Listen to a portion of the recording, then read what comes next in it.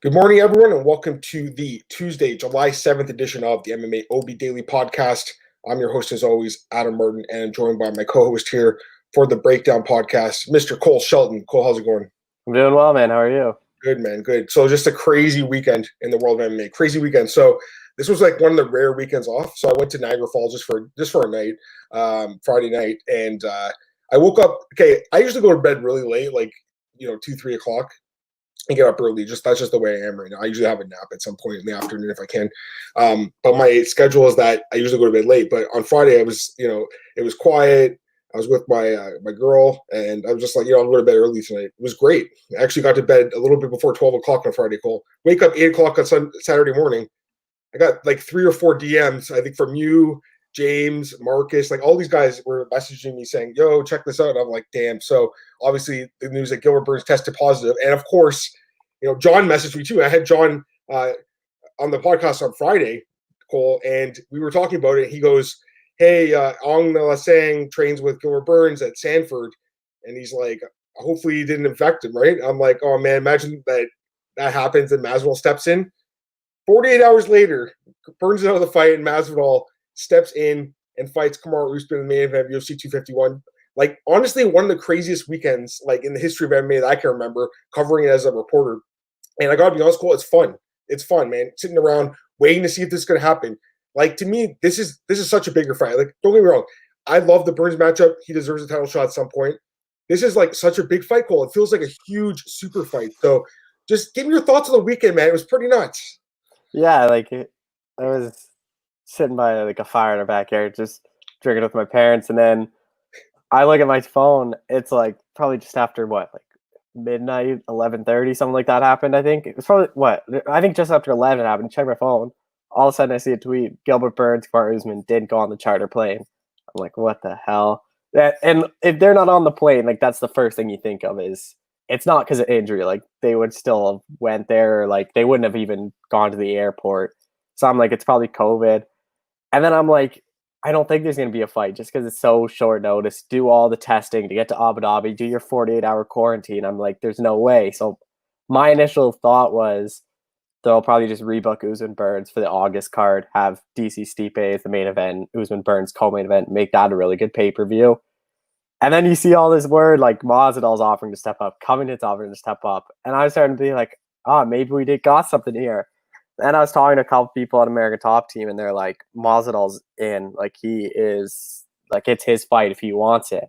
But then I'm like, they're probably still going to be far off on pay. And then everything just happened so fast. It was Masvidal agreed. Now he's off to Vegas. COVID test came back negative. And now we have a fight. Like, this card got 10 times better without Usman Masvidal headlining it. 100%, man. Like I said, this is like a super fight. I'll be honest though, Cole, like I was telling you, like, I think they're going to get done. And you said, hey, I think Volkanovski Holloway 2 is a good enough main event. I said to you, Cole, I don't think it is. I didn't think it was. Like, it's an okay fight. Don't get me wrong. I don't think that fight sells. This fight's going to do huge numbers to the UFC. Masvidal told Ariel that he got close to what he wanted, Cole. We don't know exactly what he's going to get paid, but I think it's fair to guess a couple million, hopefully 2-3 million, maybe more. I mean, hopefully he gets 5 million, maybe 10 million. Like, I don't really know how good this card could do. Like, I think it does potentially break 1 million buys. Which we don't see that often, Cole, but I think it can because there's so much hype for this fight right now. It's on short notice. It's the debut of Fight Island. The card's stacked, 3 title fights, tons of good undercard fights. Like, it's a ridiculous card. I think most hardcore MMA fans will watch this card. And I think there are a lot of casual fans will too. Like, I posted this on my Facebook because it's such a big fight. Tons of people that like are just casual MMA fans that I know message me or like, holy crap, this fight's happening. Like, this is insane. Like, people are really hyped up to see Masvidal fight again. And, Usman's not like a major star by any means, but we all know as hardcore fans how good he is. So to me, this is just an incredible fight. I can't believe this like actually happened though. Like, I was just joking around on Friday, Cole. I think like I was a jinx, but I'll be honest, like as much as I want to see Burns, this was the original fight. Don't forget, Masvidal had earned this title shot. He was arguably the fighter of the year last year. Him or Adesanya, either guy makes sense for that award. But with the 3 straight wins, Till, Askren, and then Diaz, I think he earned the shot. Burns obviously took advantage of the opportunity. It's really unfortunate he got sick. Now, as far as Burns goes, you can't even consider booking him right now until he tests negative. Like, hopefully he does. He says he's feeling better. He did say he had a headache on Sunday. Now he says the headache's going away, which is great to hear. So hopefully he's recovering. But who knows? I mean, we'll see what happens. Like, he has to wait 2 weeks now and then get quarantined and then get tested again. So I don't think at this point you could even consider booking Burns. Maybe he'll get the rematch, or not the rematch, but the rebooking after this fight's over. But we'll see what happens, man. I mean, we have to get into this fight, obviously, in this card. So, yeah, UFC 251 breakdown. We'll start with that, Cole, and then I have some news to talk about with you, and then fight announcements, and we'll take any questions we can, comments, throw them in the chat, guys. All right, so we're going to go to UFC 251. I mean, on paper, like, this is, to me, one of the best cards, I think, ever. Like, this card's sick. It's incredible. The main card is one of the best we've ever seen. The undercard is stacked. Just initial thoughts on the card, Cole. Yeah, this is such a good card. That main card, like, you could make a case all 5 of those fights could headline a card. Like, even Paige VanZant and Amanda Ribas could easily headline like a fight night in Brazil or something. Just because VanZant's headline shows, like, maybe not that one's a headliner, but the top 4 fights could easily headline a card. Like, Namajunas Andrade is the second fight on the pay-per-view, and that headlined a pay-per-view card last year. Like, it's just insane. Yeah, I was at that fight, so we'll talk about that in a minute. That fight's going to be great too. So, yeah, like I said, we got 13 fights, I think, to talk about here. So it's a stacked card. We'll start at the bottom and work our way up. Let me just pull up the topology here. For some reason, Wikipedia doesn't have Grisham and Pedro listed as an official fight yet, but I'm pretty sure that fight's official. There's a betting report. We're going to be breaking down that fight. Okay, so I'm going to use the topology order. We'll start with the bantamweights here. Martin Day taking on Davy Grant. Interesting fight at 135. Martin Day right now minus 175. Davy Grant plus 155. Who's your pick, Cole? See, I don't really get the odds of this fight. Both of them are on a long layup. Martin Day hasn't fought since November of 2018 when he lost a split to Pinwin Lee. Davy Grant hasn't fought since November of 2019. So he's fought like a year recently, but it's still somewhat of a long layoff. I honestly have to go with Davy Grant just because of the odds. I think this is more of a pick'em fight. They're both on the lower level of the bantamweight division. They're both around the same skill set. Davy Grant has some good wins. Like, he beat Grigori Popov, who had some hype, beat Marlon Vera. He's lost to Damon Stach, like Amanda Ribas, and Chris Holdsworth. They're okay losses, they're not great. Martin Day has one fight in the UFC, and it was a loss to Pinwin Lee. He lost to Jamie Alvarez on the Contender Series, got knocked out against Nolan Hernandez, who didn't fare too well in the UFC. I don't know if he's UFC caliber. I think Grant's fought the harder competition. I think he's better all around. I think he's going to edge out a decision win, and at these odds, I just think all the values on Davy Grant, because I really think this should be a pick-em fight. Yeah, I don't understand the odds here. Like, why is Day such a big favorite here? Minus 175. To me, it's a pick-em fight too, Cole. Day, I mean, honestly, he probably should have won that fight. If you look at the stats, he landed 100 strikes in that fight, 100 significant strikes compared to 55 for Ping Wan Liu. I was looking at them yesterday. Like, how did he lose? It was a close fight, split decision. So maybe the bettors are kind of going by the fact that he probably should have won that fight.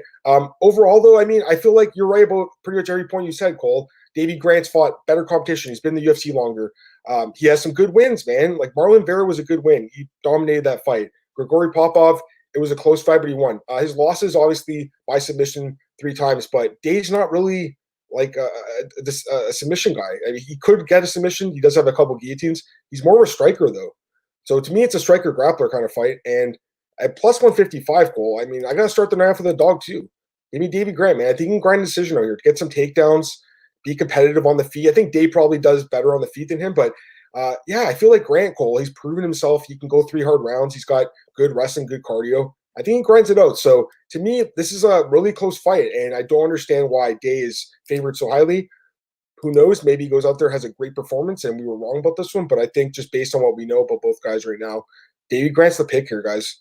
Plus 155. All right, next up, we got the women's bantamweights here taking Vanessa Mello taking on Carol Rosa. The odds for this one have Rosa right now minus 240, Mello plus 200. Who's your pick? I have to go with Carol Rosa. I just haven't been impressed with Vanessa Mello in the UFC. She's 0-2. She obviously took that short notice fight against Irene Aldana, and it wasn't a very close fight. Lost to Tracy Cortez. Carol Rosa is someone who's just has the one UFC fight, but she got the win. She's been booked to fight Julia Villa 4 times. The UFC's really wanted to make that fight. It just they seem to can't make it happen. So maybe if both them get a win, maybe that's the next fight. But I just think Carol Rosa is more well-rounded. She has knockout power. She has a lot of submission wins.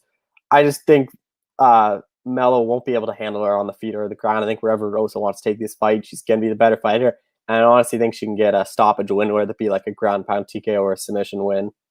Yeah, I do gotta favor Rosa as well, but I don't know about the line here. Minus 240. She's kind of improved in the UFC. She has one fight in the UFC against Laura Procopio, who's like at the bottom of this division. So I don't know how much you can take away from that win. It was a split decision too. Melo hasn't looked good though. That's the thing. You're betting against Melo here, I think, more than anything. The fights with Aldana and Cortez, she just wasn't too competitive. Like, she's pretty tough, I guess. Like, she's got a good chin. She can go the distance. So this fight could go the distance.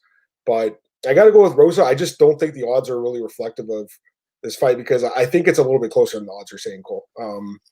Having said that, I do think Rosa's probably going to grind it. Again, it's a fade on Melo, and I think that's kind of what people are going against here, and that's why the odds are shifting towards Rosa. Next fight, we have the flyweights as Raulian Paiva takes on Jalgas Jumagulov. Interesting fight here, and we have Paiva right now -175 and Jumagulov +155. Who's your pick, Cole? Yeah, I've heard a lot of good things about Zumagulov just from a lot of people, so I'm really excited to see him get his UFC debut. He has some good wins. Beat Tyson Am on Fight Nights Global. Beat Ali Pakatunov, which obviously isn't that good win anymore, but it's still a good name to have on your record. Like, he was a guy that had a lot of hype and was very good at the flyweight division for a long time. Raulian Paiva, I have to go with Paiva, although, again, I don't really love the odds. I think this should be a closer fight. Like, I think it should almost be like Paiva at like -120, -130. He obviously has UFC experience, got a big knock win over Mark De La Rosa. He's probably saved his job. Before that, had the loss to Rogério Bontouro by Dr. Savage the cut, but he had some success in that fight before the cut. And then the Kai Kara France fight, I think you could make the argument Paiva should have won that fight. It was just obviously in Australia, and they gave the nod to the local guy. But I just think on the feet, Paiva's probably a bit better. On the ground, he has some submission wins, so it's going to be interesting to see how Zumagulov does in his UFC debut. When he wins, it's by decision, so we can go 3 hard rounds. I just favor the UFC experience in Paiva on the feet to get the job done by decision. Yeah, this fight's really close to you. I'm with you, man. The odds don't make sense either. Like, why is Paiva's favorite so highly? I know he's coming off a good win over De La Rosa, but De La Rosa is a guy who's on the verge of not even being in the UFC, so looks going to paper at the knockout, but I just don't know. Like, that was almost a fight that saved his job. The Victoria fight, like you said, the doctor stoppage, and then Kara France split decision loss, but a close fight. Zumagulov, man, I feel like he actually has like better wins though. Bakutinov and Nam are great wins in my opinion. Bakutinov was a former title contender in the UFC. He's a guy that is a pretty damn good flyweight, so I think that's a really good win. The problem I have with this guy is he's so small. Like, he's 5'4". Paiva's 5'8", so that scares me a bit. I don't think the reach was listed, but I'm assuming Paiva has a longer reach too. But you know what, Cole? Like, there are going to be some underdogs that win this card, and Paiva is a guy who obviously has some advantages in this fight. He's 24.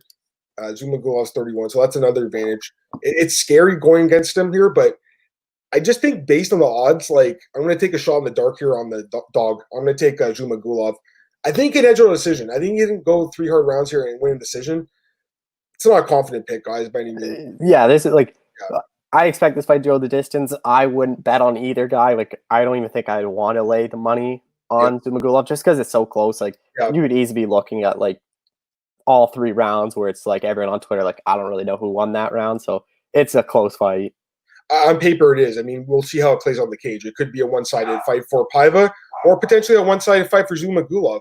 I really have no idea. So we'll see what happens with this fight. But I'm going to take Zumagulov. I'll take the dog. Next up, we'll go to the heavyweight division as Marcin Tybura takes on Maxime Grishin. And right now, this is a short notice fight, by the way. Grishin filled in on short notice for, Romanov, Alexander Romanov. So he's taking the fight on 1 week's notice, or 2 weeks' notice, I should say. Right now, the odds have Grishin as a slight favorite, actually, -115. Tybura -105. Who's your pick, Cole? Yeah, I have to go with Maxime Grishin. And when I was looking at this line, he was the underdog, and I really wish he would have stayed the underdog. I think that's where he has value here. This is more of a fade on Marcin Tybura. He's just so inconsistent. His last win, Sergey Spivak, who I don't really think's UFC caliber.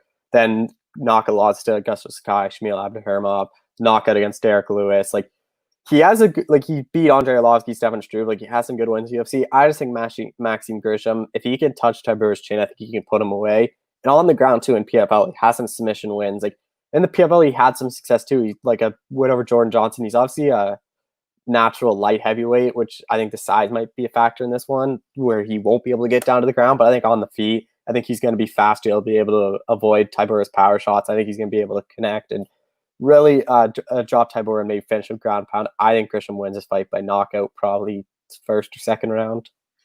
Yeah, I like Grishin too, man. We don't have any props right now. Probably does get the knockout. Could win a decision too, Cole. He's been to a lot of decisions in PFL too. So either way, I think this guy wins this fight. I love the experience, and he's got almost 40 fights. He's been around a long time. this guy has some really good wins on his resume. I mean, he has a win over Alexander Volkov by submission in M1. That's a huge win. That was 10 years ago. But having said that, he's still doing well 10 years later. He's unbeaten over his last 9 fights. A couple draws in there in PFL with the way they do their scoring. But overall, I mean, the guy's been pretty damn impressive. Obviously, he's a heavyweight. He's been knocked out a few times. He could get finished here. Tybura does have some power, but Tybura is a guy that Cole, I've been pretty disappointed with this guy in the UFC. I don't know. I feel like I thought he had a lot more potential than what he's shown. To be fair to him, he's mostly lost to like upper echelon guys, but he does have some losses I think that he'd like to have back in this run he's on. So this is a guy that I feel like is almost a gatekeeper to the bottom of the division. I think Grisham probably wins this fight by knockout too, Cole. Obviously, he took on 1 week's notice, so we'll see how the cardio holds up, man. Who knows if this guy was training? I mean, the fight could go past 1 round, he might gas out. And Tybura at that point, he just wrestle him.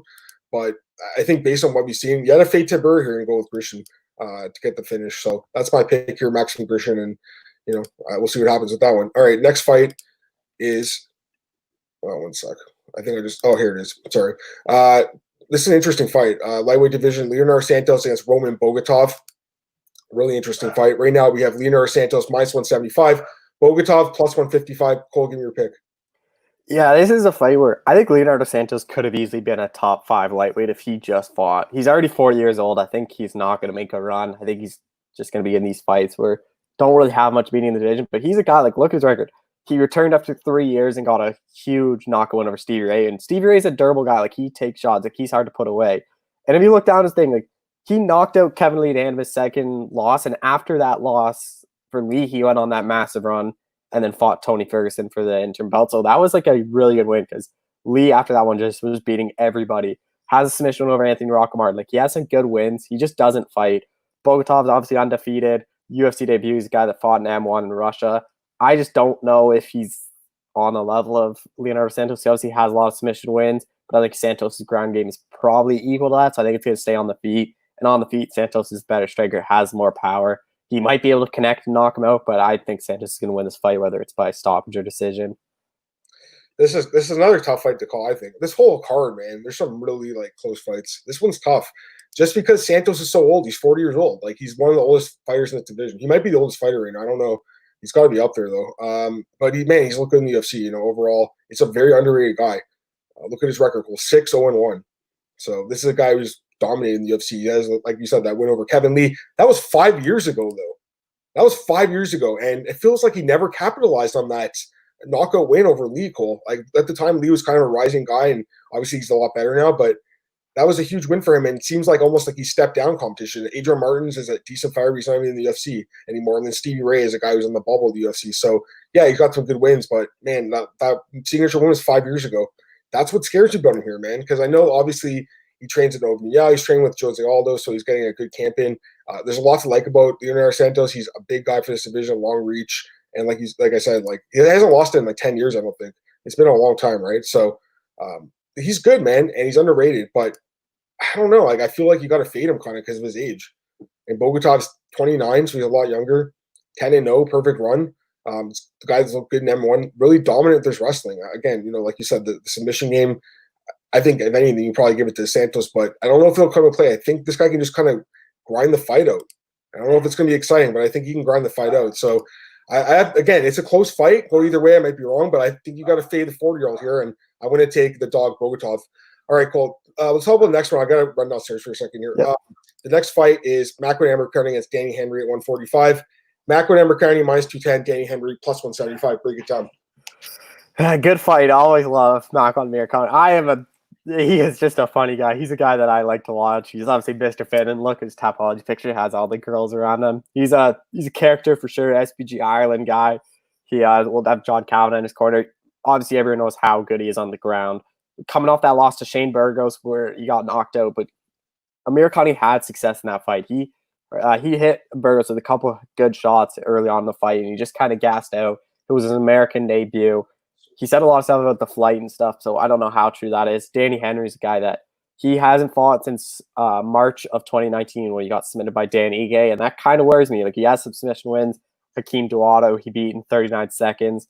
So he's 1-1 in the UFC, but it's just a fight where if Danny Henry's getting submitted by Dan Ige, I think Makwan Amirkhani can get down to the ground, submit him. I think Amirkhani is better on the ground than Danny Ige. Danny Ige is obviously the better all-around fighter, but I think Amirkhani can get this fight down to the ground and submit Danny Henry. But again, I'm saying this on the card, I don't really love the odds. Like Makwan Amirkhani at minus 210, I don't think there's value on him anymore. So if you're going to bet this fight, maybe you go look for a prop of inside the distance or Makwan Amirkhani by submission, because I think he finishes his fight. I think he probably does so by submission. Yeah, sorry, the mailman was actually at the door. I should have probably went down earlier. As far as this fight goes, though, yeah, I mean, this is a pretty tough one, too, I think. It's pretty close. Henry's looked pretty good in the UFC, Cole. He's got that win over Dewada. It was a great win. Obviously, he beat Tamer as well. But the Ige loss was quick. And I think with the submission ability of Amirkhani, that's my lean here. But again, I don't love the odds. Right now, you have, obviously, Amirkhani is more than a 2-1 favorite. He only opened at minus 155. So all the early money is coming out on him. At this point, I think Henry potentially has some value, Cole, to be honest with you. I think he could win the fight, too. So got to make a pick here. I'm going to take Amirkhani, but it's not a confident pick, and I can definitely see the dog winning this fight as well. So, yeah, we'll see what happens, Cole. Are you confident in Amirkhani in this one, or?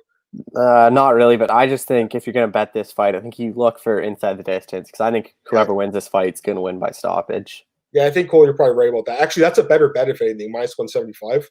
I think you're right. I don't see Amirkhani really going the distance either. Like, his cardio is not that great. All right, the next fight is another interesting one here, Cole. We have a welterweight bout between Elizeu Zaleski dos Santos and Muslim Salikov. Man, this could be fight of the night. This is my sleeper pick for fight of the night, because I think these guys are going to stand and trade. I think it's going to be fun to watch. Right now we have, where is he? Zaleski, or Muslim Salikov actually is a slight favorite here, minus 130. Dos Santos plus 110. So close odds, close fight. Give me your pick. I'm going to go with the underdog, Elizeu Zaleski dos Santos. He's the guy that had a lot of hype behind him. Curtis Milner win was massive. And then obviously that Ling Jiang fight, it didn't go his way. He fought in China, got knocked out late, and then fought a really smart fight against Alexei Kunchenko to beat him.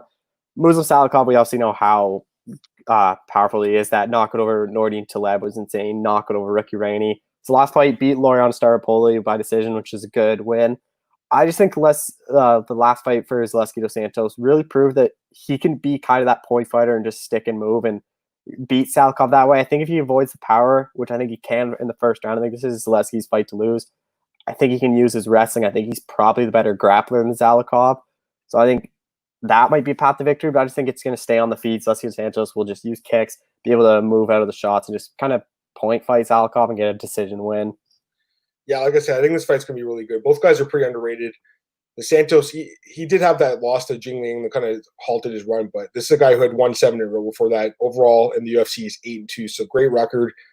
Solid fighter, man. Good striking, and we saw in the Millender fight, he's got the submission game as well. So this is a guy who's very dangerous. The loss to Jingling Yang, notwithstanding, this guy's looked great in the UFC, man. He's got some really flashy wins too. I like him, dude. I like him a lot, but I also like Salikov, man. That win over Lorian Staropoli, that to me is a quality win. That guy, I saw him fight, I think it was Thiago Alvarez in Brazil, and he looked good in that fight. That was the fight, right? Yeah. Yeah, 237. Yeah, man, he looked good in that fight. So to me, that's actually a really good win, because I'm pretty high on Staropoli. He obviously had the knockout wins over Rainey and Taleb. The loss to Garcia worries me still, because the cardio definitely did not look good past the first round, but I think the last fight proved that this guy has improved his game. He's improved his cardio.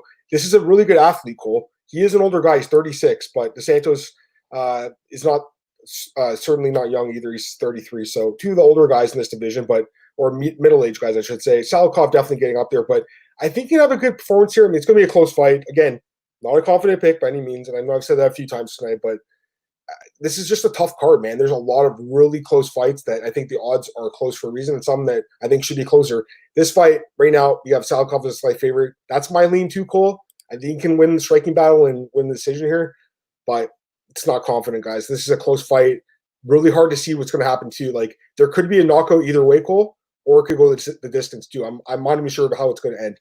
Got a couple comments here. Dana Black, what's going on, man? What's up, gentlemen? I'm late, but still on a phone call me. No worries. Glad to have you. Turn it up and make Cole and Adam. Always a pleasure listening to your breakdowns. Thanks, buddy. Glad to have you as well. All right, let's get to the last prelim. This fight's crazy. Oh. Like, this might be the best fight in the card, but no one's talking about it just because this card's so ridiculous. It is such a good fight, though. We have Volkan Oezdemir taking on Yuri Prochazka, the former Rising champ. Love this fight. And I think the winner, whoever wins this fight, will probably be in the running for performance of the night, because I'm pretty sure there's going to be a knockout in this fight, Cole. I don't see it going the distance. Right now, we have Volkan Oezdemir minus 160, Yuri Prochazka plus 140. Who's your pick, Cole? That is such a good fight. I talked to Volkan Oezdemir. He wasn't actually doing much media, which I don't know why, because this is a pretty big fight for him. And he was saying, win this one, steal that height of Prochazka, and he thinks he's one fight away, 1 or 2 wins away from a title shot, which I think that is true. They've been on a 3-fight winning streak. He said after this he wants Thiago Santos or he wants that Dominick Reyes rematch. He's still kind of mad about that Reyes rematch, that fight, because he thinks he should have won that fight. But this one, I think you have to favor Volkan Oezdemir here. I just think he's the more powerful guy, and it's just more, look who Yuri Prochazka's beating. Like, CB Holloway, Fabio Maldonado, King Mo Lawal, Brandon Halsey. Like, it's just not on the level of who Volkan Oezdemir has been fighting, of like Alexander Rakic, Dominick Reyes, Anthony Smith, Daniel Cormier, Jimmy Manuwa, Misha Serkinov, OSP. Like, the level of competition, I think, is miles different. This is Prochazka's UFC debut, so it's going to be interesting to see how he does win the octagon. Volkan Oezdemir, he only needs one punch to connect. I think this fight's going to end in the first round. I think Volkan Oezdemir is going to connect on Prochazka and knock him out. This fight's going to be sick. I love this fight, but I'm with you, man. I got to go with Volkan Oezdemir, because to me, it's a level of competition, and I'm really impressed by Prochazka. This is a tough debut. I mean, but if he wins this fight, though, there's a lot of risk, but a lot of reward, Cole, because if he wins this fight, you basically have a new guy for John Jones to fight. So this is a huge fight for this guy, and he could pull off the upset, because we certainly have seen him knock people out, and he's looked amazing the last few years. But having said that, like, you just look at the level of competition, and since the moment Volkan Oezdemir got into the UFC, Cole, he's been fighting straight up killers. The first fight he took against OSP was like on short notice, and that was like after OSP had fought John Jones, so he was one of the top guys in the division. He won that fight. He beat Misha Serkinov, knocked him in an upset, knocked out Jamie Mann in another upset, lost to DC, no problem with that. He lost to Anthony Smith. That's probably a fight he would like to have back, but it was a really interesting fight, and it went late. He gassed out. It happens. The Reyes fight, a lot of people thought he won, So this is a guy who's been competitive with the top guys in the last 2 fights, beats Rakic and Latifi. The Rakic fight could have went either way, but still, he got the win there. So this is a guy who's been fighting an elite level competition. Like you said, Cole, Prochazka, there's still good guys. Like, for outside the UFC, you got like Maldonado, King Mo, CB Holloway, Brandon Halsey. Like, those are quality guys that aren't in the UFC. But to me, like, it's just a huge step up to fight Oezdemir, who I think is one of the best guys in this division. Like, Oezdemir is a really powerful dude. We've seen him knock a lot of people out, but he's a smart fighter too, and he can win decisions. So this is a tough guy to fight in your debut, man. Really tough fight for both guys, but I got to go with Oezdemir. I think the experience in the UFC is going to help him here. I believe he does get the knockout here. Prochazka has been finished against King Mo, and he also lost to Abdul Karim Adlov, who I think was supposed to fight in the UFC years ago, never did. And I don't know about the Volkovic loss. It doesn't say here. Who knows how that ended? But yeah, the King Mo fight, I remember that a few years ago. To be fair, it was the second time he fought in the same night, so he was probably really tired. But that does show that Oezdemir can catch him, and we'll see what happens. But yeah, I like Oezdemir here to win this fight. And I know that Marcus, who's always in the chat, he messaged me and said he likes Oezdemir too. So that's it's good to know. All right, let's go to the main card here, Cole. Oh man, this main card is so good. First fight of the night on the main card. Again, we have talked about the odds with you many times on this podcast. Right now, we have Amanda Ribas minus 900. She's actually as high as minus 925 at some books, so she's a huge favorite here. Paige VanZant plus 600. Give me your thoughts on this fight, Cole. The odds are certainly lopsided in Ribas' favor. The only way to bet this fight is taking a stab at Paige VanZant. These odds, I don't know why. Like, Amanda Ribas is good, but Paige VanZant, like, I think people just don't like her for some reason now, and like they overlook her. Like, she's very good on the ground. Like, she could easily submit Amanda Ribas. Like, she's fought the better competition. She's fought Rose Namajunas, Michelle Watterson. Like, Amanda Ribas is her biggest win is Mackenzie Dern. She looked good in that fight, but she's lost before too. She got knocked out against Poliana Viana, who I don't think is that good. This fight, there's no way you can lay minus 900 on Amanda Ribas. Like, I think if you're gonna bet this fight, you got to look for a prop. Like, Ribas wins inside the distance plus 100, or Ribas wins by decision is plus 110. You get plus money on that. You kind of got to figure out if you think Ribas is gonna win. You got to figure out, do you think it's by decision or do you think it's by stoppage? I think it's probably by decision. I think VanZant's durable enough where Ribas won't be able to knock her out. I think VanZant will keep it standing. I think it's just going to be a point fight where Ribas does enough to get the decision to win, but there's absolutely no way you can lay the chalk of -900 on Amanda Ribas. Yeah, it doesn't make sense to me, honestly.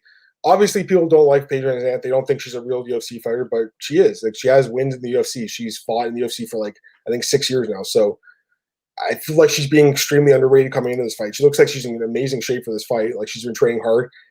Honestly, I think it's more people being high on Ribas. Like, she's looked great. Like, obviously, the win over Dern Cole was a really dominant win, and Brandon Marcos. But like, I don't think she was -900 against Brandon Marcos. And what was the difference between that fight and the Dern fight that we saw more from her? You know, I just don't think the odds are reflective of this fight. I think it's a closer fight. It's a women's flyweight fight. Like, a lot of upsets happen in the women's divisions. A lot of like big upsets, Cole. Like Macy Barber, Roxanne Modafferi when she fought Shevchenko. Like, we've seen a lot of like bigger upsets in this division. So I feel like the odds are not reflective of this fight. I think it's more competitive. I got to side with Ribas here just because she has been so dominant, man. I've been impressed, so I got to go with her. But there's no way you can lay -900 on her. I don't think it's worth it, even in a parlay. Like, if you're just going to throw like a few fighters together, because I know a lot of people like to do that. I don't think I'd put her in there. I just feel like it's kind of risky. This whole card, actually, there's a lot, like I said, a lot of favorites that I think could win, could lose. She probably wins the fight, Cole. You know, it's probably going to get the job done here, but I just think the odds are just crazy. I wouldn't touch it personally. Having said that, you know, it's tempting to take Paige VanZant, but I think I'd rather just save my money. Like, I don't think I'm going to lay a bet on her. Having said that, I don't think it's the worst dog bet in the world, just because she's +600. So, like, that's pretty good odds for someone who, again, has UFC experience. And who knows? It's an MMA fight, Cole. Things happen in MMA fights, like cuts, injuries, like, who knows? You know? So that's why you got to be careful laying juice on these huge favorites, like, because MMA has a lot of ways for a fight to end. And she could be dominating the fight and something could happen. Like, who knows, right? It's just not a fight you want to do, risk your money on. Now, having said that, the one thing I was looking at was the props while you're talking. Like, my math's not great, but if you did bet Ribas inside the distance and Ribas by decision, you'd get your money back either way, right? So you would just get almost a free shot at her by decision, like, without costing anything. It's almost like a free roll. It's only, you know, plus whatever it is, 10 cents. So, or not, it's a cent actually, but I'm just saying if you want to do it that way or something. I don't know. I'm just staying away from this fight, Cole, personally. I just think the odds are crazy. All right, next up, we have a really interesting rematch between Jessica Andrade and Rose Namajunas. Man, I was at the first fight last year in Brazil, and Namajunas definitely was doing pretty well early on, but Andrade showed the strength and power, knocking her with a slam. That was a crazy knockout, Cole. Like, the fans went nuts. And it was super cool. The next morning, I was in the hotel checking out, and she was also in line in front of me. So I got to see, like, Andrade maybe like 6 hours after the fight, because we left pretty early, I guess. So it was pretty cool seeing her at the hotel, Cole. That's the kind of stuff that, you know, you definitely remember. You know, it was really, really awesome. And the fans loved her, man. She was getting mobbed there. But anyways, as far as this fight goes, the rematch definitely could be a different fight. We'll see what happens. But right now, the odds, again, kind of weird odds to me. Rose Namajunas -210, Jessica Andrade +175. I don't know about these odds, Cole. What do you think, man? Yeah, I don't love these odds either. I don't know why. Like, Rose Namajunas was having success, but I think people overthink it. Everyone was like, the way people are talking about this fight, I think everyone thinks like Jessica Andrade has absolutely nothing. Rose Namajunas was just piecing her up, just doing this. Like, Andrade couldn't land a thing. Andrade landed shots. It was pretty even, but Namajunas was obviously ahead on the scorecard. She was winning until she got slammed. That slam could easily happen again. Jessica Andrade is the stronger fighter than Rose Namajunas. Rose Namajunas, I think she's probably going to learn she's not just going to keep going for that armbar. She's probably just going to let Andrade take her down if it gets to that point again. But I think I have to favor Namajunas. I just think she's the better overall fighter. I think she's on the feet. She can piece up Andrade, get a decision to win. But at these odds, I really don't love them. Like, I think this is a much closer fight. Like, Andrade won the first fight for a reason. She could easily pull off another upset. Like, this should be like -150, -145. Like, this is a close fight. I wouldn't be surprised if Andrade won. I just have to favor Namajunas, but I wouldn't bet Namajunas at this price. I don't understand why she's even favored. I think Andrade should be the favorite in this fight. There's value on Andrade. She could lose the fight. Namajunas is a great fighter. I wouldn't be surprised if Andrade lost, but based on pure value here, like, she won the first fight in dominant fashion. She's only fought once against Weili Zhang after that. Rose hasn't even fought since that fight. She's dealt with a lot of like personal issues as well. I don't have no idea how she's going to even perform in this fight, man. Like, she's a great fighter, man, but she's dealt with a lot of personal issues, and we have no idea how it's going to react to her in the cage. Andrade has been great in the UFC. She is super impressive. She, like I said, she already beat Namajunas. She has wins over Gadelha, Torres, Calderwood, Penne, Cole Cavage. Like, yeah, some of those fighters aren't great anymore, but other wins like Pennington. Like, she has really good wins, man. She's been dominant in the UFC, and since she moved down to 115, she's been incredible. Like, a lot of her losses are like 135 and stuff. So this is a really strong fighter at 115. Like, she's the strongest fighter in this division. Like I said, she lost to Zhang. She lost to Xiaonan. No shame in those losses, Cole. Other than that, she's been super dominant in her fights, man. The Angela Hill fight, she was super dominant in that fight. Look at Hill now. Gadelha dominant in that fight too. Again, she's not at the top of her game anymore, but still, it was a great win. And like I said, she won the first fight. Like, I know Namajunas was doing pretty good in that fight. I get that. She's a really good fighter. She's great. She's also 8-4. She's lost 4 times. Like, she's not unbeatable. I don't know. People are like kind of, I think, giving a different opinion of that fight than what really happened. She was winning, but it was close, and then she got knocked out. So I don't know. We'll see what happens. Namajunas could win. She is a really good fighter. Don't get me wrong. She might just win a decision, might win by knockout. Who knows? But based on value, are you kidding me? Andrade, the fighter who won the fight last year, and the other fighter hasn't even fought since then. Plus, yeah, it's not even like this fight was like 3-4 years ago and they've completely changed. It was. Yeah. Like what, 15 months ago? 15 months ago, I think. If my math's right, 16, something like that. It wasn't a long time ago. 14. Yeah. Well, your math was close, Cole. But yeah, I know I'm with you. Like, and she hasn't fought since then, And again, she's dealt with, I think some family members passed away from COVID-19. She pulled out of that fight. She had a lot of mental issues after the McGregor bus incident. She's talked about that openly. Like, I feel bad for her. Like, she's a really great person and a great fighter, but like, unfortunately, I think those things could potentially come into play in this fight, Cole. Who knows?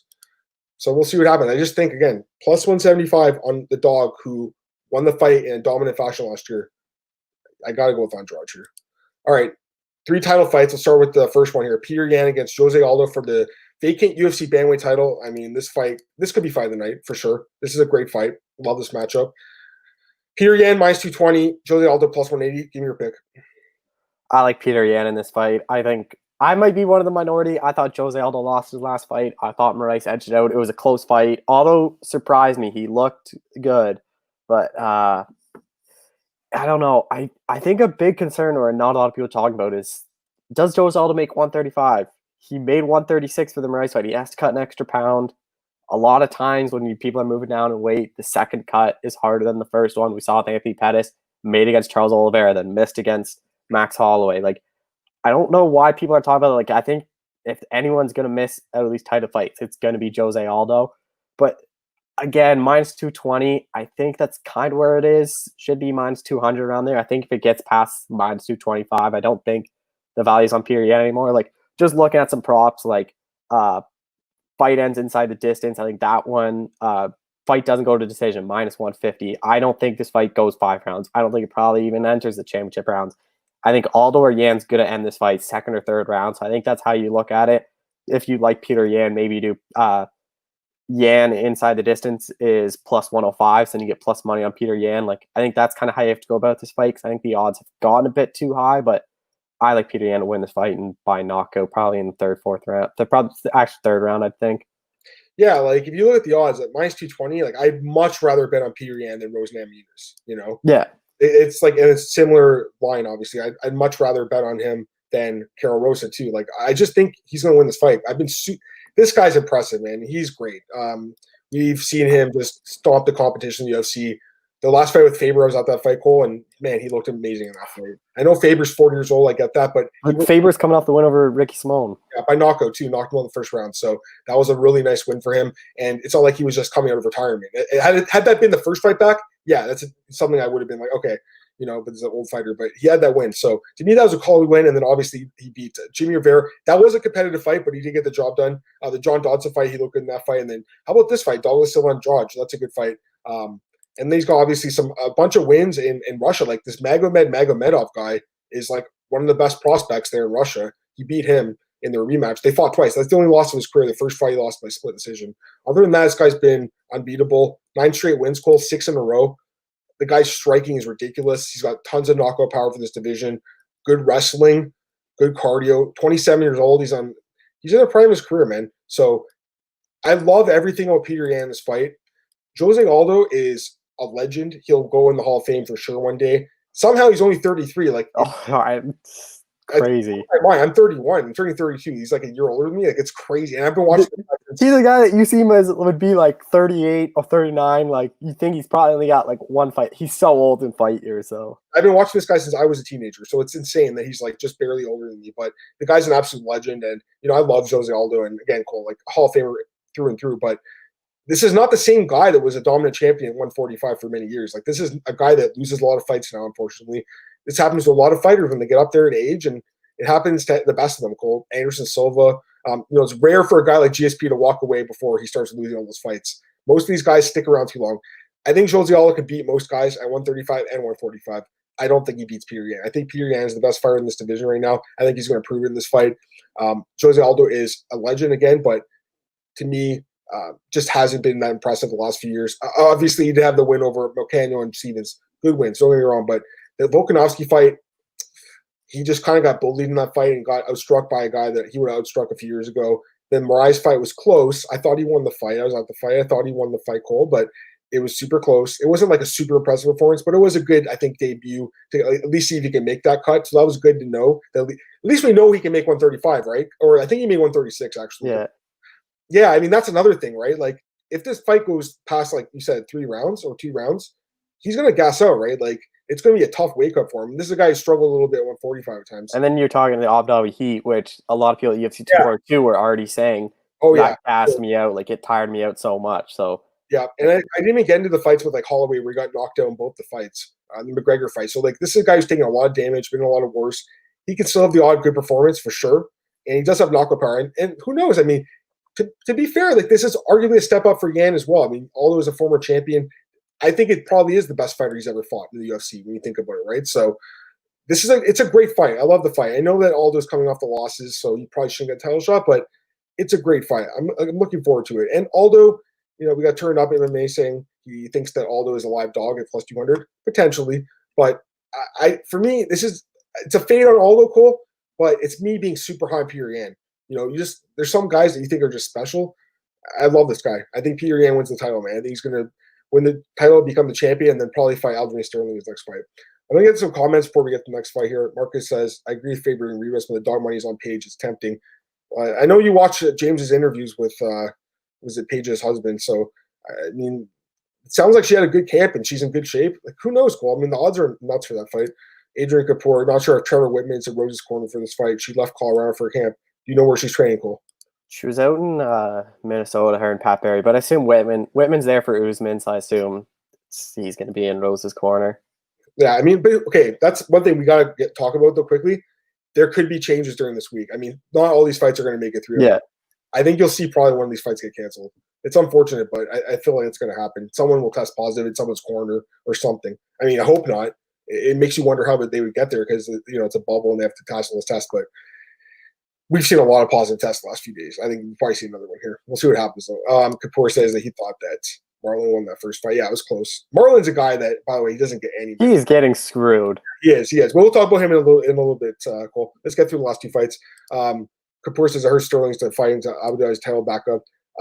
He tweeted this morning that he's not, so we'll see what happens. That's a live thing. Like, it could happen. This might change in an hour or something. Who knows? And then we got Adrian saying Petr Yan will finish Jose. I don't feel as a legitimate title contender. The true champ was the winner against Sterling. Well, we'll see. I mean, if you fight Sterling and beats him, like, how could you say he's not the real champ, right? But yeah, I mean, Aldo's getting a title fight because he's a huge name in the sport. He's a legend in the sport. Does he deserve a title shot? Well, he doesn't. And honestly, it probably should have been Yan versus Moraes. Moraes is the number 1 ranked guy. You could have made a case that Sterling Sandhagen's more worthy of a title fight than Yan versus someone. Like, Yan hasn't beaten a top 5 guy yet, which is going to be interesting to see how he does. I know, but I would definitely put him. Yeah. Because of the way he's been winning his fights. And the Russian viewership is massive. To have another Russia champion would be like this fight, which people don't talk about. Russia and Brazil are massive markets. I know. If they can get another Russian champion or another Brazil champion, that is massive. Like, there is no downside for the UFC whoever wins this fight. And I love this card because it's so, like, it's international and domestic, but it's like there's so many, like, foreign fighters fighting on. It's going to be amazing, man. It's seriously going to be a good card. All right, let's get to the last two fights here. First one, the co-main event, Alexander Volkanovski against Max Holloway in the rematch. I was at the last fight too, Nicole. I've seen a lot of these guys' last couple fights. Somehow, I've only been to a few events in the last year, but somehow I've been to like all these guys' fights. I've seen Volkanovski fight the last 2 times. It's crazy because he's so dominant. He's won 18 fights in a row, but like he does it so quietly, man. Like the fights with Holloway, like he made it look really easy. He made it look easy. It was crazy. But let's talk about this. The odds first. Minus 235 for Volk, and then Holloway plus 195. Who's your pick, Cole?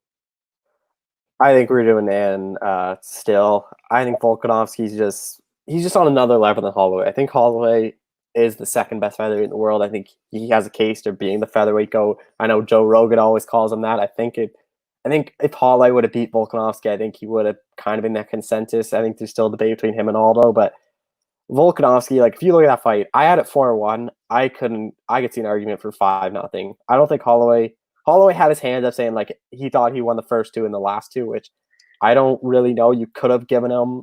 I think I gave him the 5th when it was 4-1. When I talked to Volkanovski, he was saying 5-0. And that was the thing. After the fight, which Volkanovski was telling me about, he was like, I wanted the immediate rematch. Then I get back to Australia and watch it, and I'm like, does he even deserve it? Like, I pitched a 5-0 shutout. Like, do you really deserve it? He only had 3 title defenses, so it's not like he was this long reigning champion. But I just think this fight, like, Volkanovski's striking is way better. He's the stronger guy. I think he wants it to go to the ground, which I think he might in this fight. When I was talking to him, he was feeling really disrespected. Feels like there's a chip on his shoulder that people are still saying, oh, Holloway didn't show up or Volkanovski got lucky.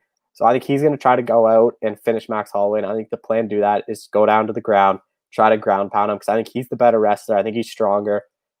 Holloway has great takedown defense. So that's going to be really interesting. But even on the feet in the first fight, we saw Volkanovski just piece up Holloway. I think at worst case, Volkanovski wins the decision. But I honestly think he's going to finish Max Holloway here in the 3rd or 4th round and defend his belt. Yeah, Marcus sent me a DM yesterday. He said he likes the under 4.5 rounds in this fight. I think it can go either way personally, but it's plus 175, so you just need to get a finish from either guy at that point. Yeah, I thought about this fight a lot, all the fights, but this fight in particular, just because, when I first thought about it, I'm like, why is Holloway such a big dog? Because this is a guy who's been incredible in the UFC. I mean, he's a guy, okay, again, future Hall of Famer, Max Holloway for sure, 100%. It's a guy who has an amazing record in the UFC. I think it's 17-5, so he's got 17 wins. He's only 20 years old. He'll get a lot more wins. It's a guy who has great wins on his resume. Like, Oliveira, Pettis, Aldo twice, Ortega, Edgar. Like, so he's fought the best guys, but I think he has shown some vulnerabilities in the last couple of fights. Like the Poirier fight was almost too willing to get into a brawl in that fight, and he kind of got outstruck by a bigger guy, to be fair, but still, the Volkanovski fight, the first one, showed a lot of holes in his game in that fight, Cole. I always thought he was the best striker in this division, but I think Volkanovski showed he's the best striker in this division. Not only that, but he's probably the best wrestler too. Like his wrestling and his ground and pound are ridiculous. So this guy, like you said, is on another level right now, man. 21-1. He's 31. He's in his prime. 18 straight wins. 10-0 or 8-0 in the UFC. And every fight he's stepped up and fought bigger and better competition. And he's just been more and more impressive. So this is a interesting fight. Who knows? Because Max Holloway is a guy who could make adjustments. This is a guy who was a champion for many years, so he could make some adjustments here and pull off a decision possibly. But I think Volkanovski wins. I think he's probably going to outpoint Holloway and win decision. But if he wants to make a statement, man, take him down, beat him up, ground pound him. That's his bread and butter. So it should be a good fight either way. We got some comments here. Turn Up says he likes Aldo, Andrade, and Holloway. We'll see. I'll tell you right now, of the 3 title fights, I think at least one of them will see an upset. If not 2 or 3, like who knows? It's potentially a very volatile card where a lot of crazy stuff happens. Adrian Kapoor says Holloway said he won the first 2 rounds. Yeah, I mean, I'm looking at the judging actually right now. One judge had it obviously 50-45. The second one gave Max the 2nd and 5th round. Then Chris Lee gave him the 4th and 5th round. So at that point, he was going to lose anyways. I think I gave him the 4th or 5th. I can't remember, but it didn't matter because Holloway or Volkanovski had won the first 3 cleanly, where it didn't even matter what the scores were. As long as he didn't get finished, he was going to win the fight. Kapoor says he likes Zombie, most dangerous striker at 145. Yeah, he's super dangerous, but I just feel like Volkanovski, man, the way he's well, first off, I mean, he knocked out Chad Mendes. That was super impressive. And then the Aldo and Holloway fights too. So to me, this is the best guy in this division right now. All right, main event time. Oh man, can't wait to talk about this one, Cole. This is a good fight, man. Huge fight here between Kamaru Usman and Jorge Masvidal for the UFC welterweight championship. Just such a good fight. Right now we have Kamaru Usman at minus 280, Jorge Masvidal plus 240. Cole, give me your pick. I think this is a good fight for Kamaru Usman. I was actually going to pick Gilbert Burns to win if this fight was still on. I just thought Burns had all the momentum. He was, I think, Usman wouldn't go to the ground on the feet. I think he's probably the better striker. I was picking Burns for the upset, but this one I have to go with Kamaru Usman. I just think Masvidal, I don't think he'll be able to keep Usman off him. I don't think Usman's going to stand like he did with Covington. I think this is going to be a fight where early and often he's going to look for the takedown, going to look for the clinch, try to gas out Masvidal by just holding his body weight. I think he's honestly going to finish Jorge Masvidal too, whether it be submission or a late 4th, 5th TKO. I know Masvidal doesn't get finished a lot, but he's taking this fight on short notice. You have to wonder about the cardio, the Abu Dhabi heat. That's going to gas people out. I just think eventually Usman's going to wear him down. Late finish, like 5th round TKO, just a ground pound to defend his belt. You're way more confident in Kamaru Usman than I am. I'm taking Jorge Masvidal, guys. I think there's value on plus 240. I think he won this fight, man. He's a better striker, you know. So if he keeps the fight in the feet, he wins. According to UFC stats, his takedown defense is 78%. That's solid because if you look at how many fights he's had to base that on, that's a solid takedown defense rate. So I know Usman's a great wrestler and he's a great striker too. He's a great fighter. I don't think the odds are reflected in this fight, man. This fight is way closer than the odds are saying. Give me Jorge Masvidal, man. I honestly, even with the short notice, I still think he wins this fight. I just don't understand why Usman is being so everyone's so confident. I'm like you, Cole. Like, I'm just surprised. Like after what Masvidal did last year, finishing 3 guys, including a couple guys. He was an underdog against Askren. He was an underdog against Darren Till. I think he was favored over Nate, but still was close odds. Everyone picks against this guy, and I get it. His career has not been great. I picked against him like all those fights. I picked against him most of his fights. I never saw anything special with him, but I have the last few fights. This guy is a different fighter than what he once was, man. He's hungry. He wants the belt. He's fighting at the top of his game right now. For sure, you know, 1 week's notice, that's always, you know, something to think about, but we've seen upsets in the past happen. Well, it's something crazy. Masvidal by decision, I just looked, is plus 1,100. All that, yeah. I think that could happen too, potentially. If he just kind of outpoints Usman, he could definitely do that. But I'm kind of leaning towards Masvidal by a finish. Again, Usman's never been knocked out, so it's not going to be easy to do. But you know what, Cole? I know you said Usman by stoppage. I don't see that happening whatsoever, just because Masvidal's been finished once in his career by, well, twice actually. He's got submitted too, but he's been finished once by strikes to Rodrigo Dan. But if you've seen that fight, it was a flash knockdown where the referee jumped in too soon. So it wasn't even really a knockout. He's never been knocked out. He is an iron chin guy. So we'll see what happens. I'm excited, man. And you know what? It could be a situation where the line is just tempting me too much on taking a shot on a guy that, you know, because I feel like the odds are closer. But I genuinely think he can win this fight. I think he can knock Usman out. It's going to be great, man. I can't wait to see what happens. I mean, if Usman wins, I can't be surprised by that. I mean, Usman's great. It's very hard to bet against Usman. I'm only doing it because the odds are so good in Masvidal's favor. Turn up MMA likes Masvidal plus 265. Those are good odds, man. Turn up MMA, or sorry, Gabriel. Yeah, I know. He says Chiesa was KO Masvidal. I had Chiesa in that one. I thought he won the fight, and then he ends up getting submitted after. It was a weird fight. It was almost like a backwards fight. Gabe says Burns or Masvidal has no chance of beating Usman. We'll see, man. We'll see. And I'm surprised, Gabe, because I know you love taking dogs, so I thought that you would, you know, be on Masvidal here. It's going to be an interesting fight. You're going to see a lot of people going back and forth. I saw Nick Kalikas, he posted the betting odds update. I don't know if you saw that, Cole. Most bets are coming in on Masvidal, but the heavier bets are coming in on Usman. So that's why the line is kind of. Do you think the line? What do you think the line closes at? I think you're going to see a lot of public money on Masvidal. 100%, man. You're gonna every casual bettor is going to bet on Masvidal, which scares me because, you know, I don't want to be like. I think if you like Masvidal, I think you have to bet now. If you like Usman, I think you wait till Friday, Saturday, because I think a lot of the public, like the casuals, on Thursday, Friday, they're going to see Masvidal. And they'd be like, "Oh, I'll throw $20 at him. Oh, I'll throw $100 on him." Yeah. And I think eventually you're going to see this line like minus 220, minus 225. Yeah, I mean, I understand what you're saying, Cole. Like in the volume of small bets, but it's really the big bets that are going to move it. Like you're going to see guys. This fight will get the 6-figure action in Vegas for sure. Oh, you're going to see guys betting a couple $100,000 probably.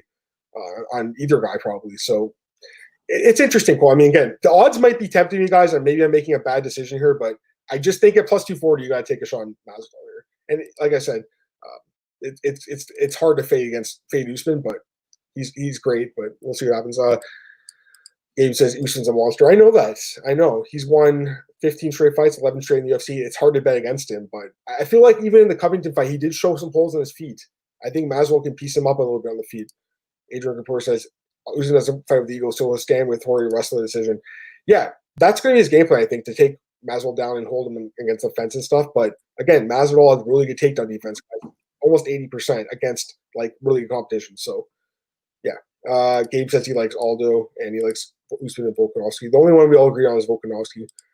Marcus says, what's the projected temperature for 250? I just looked it up. So they're fighting Sunday, July 12th at nighttime, and it says Sunday, July 12th night is 35 degrees. What time are they fighting? Like 6 in the morning or something? Yeah, like 4 a.m. Or maybe that would be considered Saturday night. So Saturday night's 34. So 34, 35 degrees. Yeah. So it's crazy. It's so crazy. that's still hot. And then the humidity there makes it feel a lot hotter. He says, of course, the heat will impact fights for sure. And I think probably some fights will end sooner than they would normally. Like there was an event in Brazil, like probably like 5 or 6 years ago now, maybe longer. And actually one of my friends, Steve Jeffries, a Toronto-based journalist, he was actually at that fight, Cole. But he was telling me how like the AC broke there or something like that. It was Shogun versus Dan Henderson too, that card in Brazil. And like there was a ton of finishes that night, a lot of upsets, just because everyone was getting really tired and just hot, you know. So it's gonna be nuts. I saw some pictures, obviously some journalists posted, so it looks really crazy there. Cole, let's kind of get through the news quickly here. Obviously, we're getting to the hour here. Pedro Munhoz tested positive for COVID-19, so he's out of the fight with Frankie Edgar, and they're looking for a replacement. It seems like apparently Merab Dvalishvili was going to take on Edgar. That's what the rumor is, and Aljamain Sterling says that Edgar turned the fight down. We saw Jimmy Rivera put his name out there, Marlon Vera, a couple other guys. Who do you think ends up getting this fight? Do you think Edgar even stays on the card?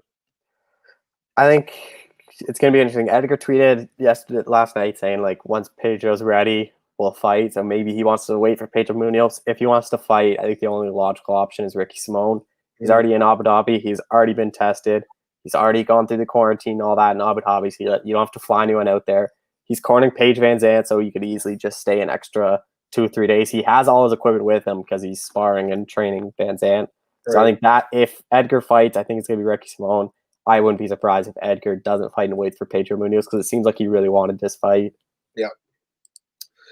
I hope he stays in the card, Frankie. He needs to fight soon, so we'll see what happens. But I'm thinking that Ricky Simon fight makes sense. But again, Jimmy Rivera would be a really good fight too. I wouldn't mind seeing that fight. Or even Marlon Vera. That's a good fight too. Marlon Moraes is another guy. We mentioned him earlier, but he called out Cody Garbrandt and Dominick Cruz now. Do you think he ends up getting one of these fights? I think the guy could potentially. He should wait until Saturday to see what happens with the title fight because who knows what's going to happen. But with Sterling probably getting the next title shot, he probably should take a fight in the meantime. So what do you think about these matchups? I wouldn't be surprised if you see Sterling obviously fight Yan Aldo, and on the same card you do, or just before you do, Moraes Garbrandt, winner gets a title shot. The UFC has they put a lot of stock into Cody Garbrandt. I think they really want him to be at the top again. He's a marketable guy. He can headline shows. So I think they're going to try to push Garbrandt again. I think they want Garbrandt to get another title shot. So I think him versus Moraes, #1 contender fight. I think that's probably what's going to happen. You're going to see it probably later on this like fall, November-ish, around then. Yeah, I think so too. That's a great fight too. It's kind of crazy how Cody's so far up with the rankings. I think he's number 4. So he's past Pedro Munhoz, who's like 8, even though he knocked him out last year. Kind of crazy how that happened after one win over Sunso. There's some news that you had. Israel Adesanya reportedly turned down Paulo Costa according to, who was it, his coach? Manager, Waleed Ismail. Sorry, yeah, it was Waleed. Yeah, you could talk about it. Go ahead. Yeah, so I was just sitting here doing some work. Got a call from Waleed. I'm like, what's he calling for? Normally when he calls, it's for something. And he goes, because we were talking about Diaz and Figueiredo, and then he's like, then he called me and he's like, I want to tell you something. I'm like, what? He goes, because I guess he just watched Eugene Berryman's interview with Brett Okamoto where he said he hasn't got a contract offer for Adesanya, and he goes, that's so false. I can show you pictures of bout agreements we got. He said it was like May 7th or 9th. They got offered a headline UFC 251. Adesanya said he didn't have enough time, turned it down.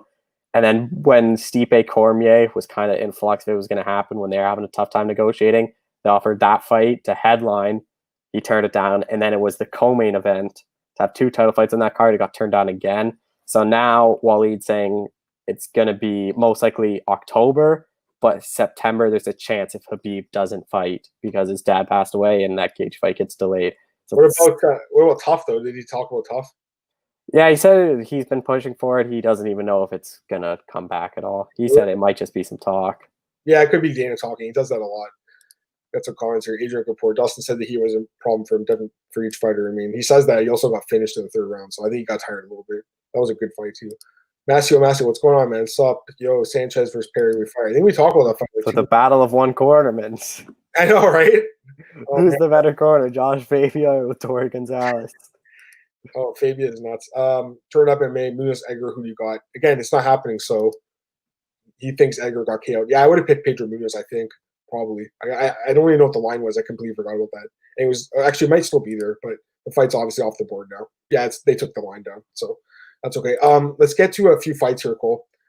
A few things to talk about quickly, anyways. Well, the women's division here: Claudia Gadelha against Yan Xiaonan.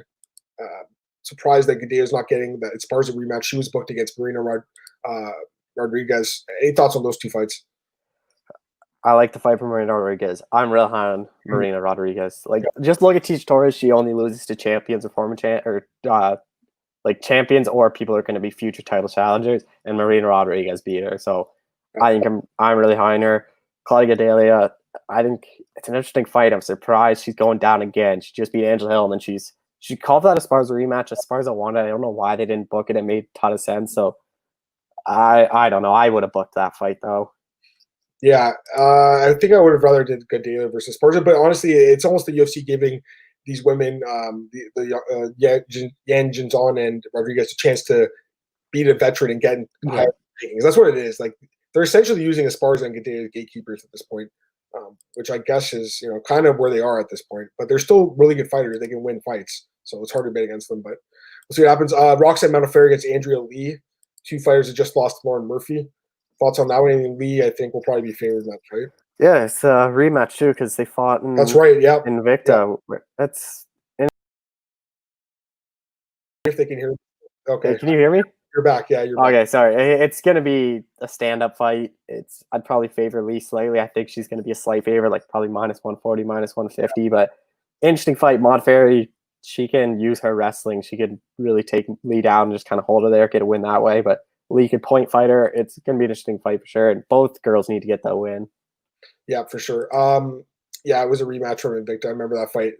Lee was a massive favorite in that fight, and Modafferi pulled off the upset. One of many she's pulled off during her career. A couple of fights here. What about this one, Cole? Jonathan Martinez against Frankie Saenz at 135, as well as Chris Gutierrez versus Luke Sanders at 135. Yeah, interesting fights. I really like both these fights. Chris Gutierrez really impressed in his last fight. Frankie Saenz, when he fights, it's pretty fun. Jonathan Martinez, he's looked okay in the UFC. His last fight was it the one against Andrade where a lot of people thought he won? Yeah, so it's definitely an interesting one for him. He kind of needs to win this one. Chris Gutierrez, Luke Sanders. Luke Sanders has that win over Henber now, but he hasn't fought in a while, so interesting to see those 2 ones. I'm excited for the Gutierrez-Sanders fight more, though. Yeah, for sure. Well, again, good fights. I like. There's a couple other fights quickly to talk about, like very briefly. Malcolm Gordon, he's a guy from Toronto. He's going to be taking on Alexander Doskolchuk. I don't know much about him, but interesting fight. Gordon going to Fight Island. Nice to see a guy that's a local guy. The guy trains close to where I live, so that's pretty sweet. Modestas Bukauskas against Andre Michailidis. He is one of only 2 Greek-born fighters in the UFC after Anthony Christodoulou. I am half Greek, so it's really cool to see a Greek fighter in the UFC. Ramazan Ameev taking on Nicholas Stoltzy. That should be an interesting fight. Ameev's a pretty good fighter. And then the last one here, I put on the list, Cole, but at this point, we have no idea. It's probably not going to happen because Kambachi reported Khalil Roundtree versus Greg Hardy was going to take place at UFC 242. But Khalil Roundtree posted like a 5-minute video where he just basically like went after Kambachi's reporter, Ralph Mariano, who I talked about like last week. I was hyping him up as like the best reporter in the game. He jumped the gun, man. I mean, honestly, he did. Because Khalil, if you watch the video, Khalil basically said, the guy called me and I told him, like, I can't even get out of Thailand right now. I have no idea. Like, yes, I've been offered the fight, but they reported it, I think, as like a done deal, or at least the contracts were being negotiated. But at that point, like if the guy tells you, hey, I don't even know if I could fight, like if I'm even allowed to leave the country. So it's not like I feel like they kind of rushed the gun. And Kabachi's great. They do an amazing job. They bring a lot of news. I think they should have took this one in the chin and said, you know what, we screwed up on this one. Because I saw them kind of like defending themselves here. It happens. Well, I mean, this is a completely different discussion. And again, all the respect in the world to Kabachi, and they are great. I just feel like, even the best guys, it shows that even the best guys can make mistakes, Cole. Yeah, for sure. Like you see, and especially with way everything going on, just all this COVID stuff, like you're going to see a lot of fights announced and then not happen just because of people travel, they can't get there, just whatnot. So a lot of these fights you got to take with like a grain of salt of they might not happen. I agree. Okay, let's get to the last couple comments and we'll get out of here. Adrian Kapoor, hey Cole, anywhere on Figueiredo's weight cut? How confident are you? Go ahead. Well, you're saying good. The last time he sent me a video when they were in Norfolk of him working out, and I was like, I don't think he's looking that good. And I thought there was a chance he might miss, but I thought he was going to get it. This one, he was saying he's a lot lighter. He said there's no way. The base of the UFC basically said, like, if you don't miss, like, if you miss weight, like, you're not getting a title shot. You're going up to bantamweight, like, all this stuff. So there's a lot of pressure on him to make weight. They have the back fighter in Alexander Pantoja, which makes sense. They should honestly have a back fight for every title fight, especially during these days where you don't know if the fight's going to be off. I think he's going to make weight, but if he doesn't, he's not fighting on July 18th. It's going to be Benavidez, Pantoja, if Pantoja makes 125. Yeah, well, again, we'll hopefully he makes weight, but yeah, Pantoja's going to be the backup guy. Couple other comments. We'll get out of here.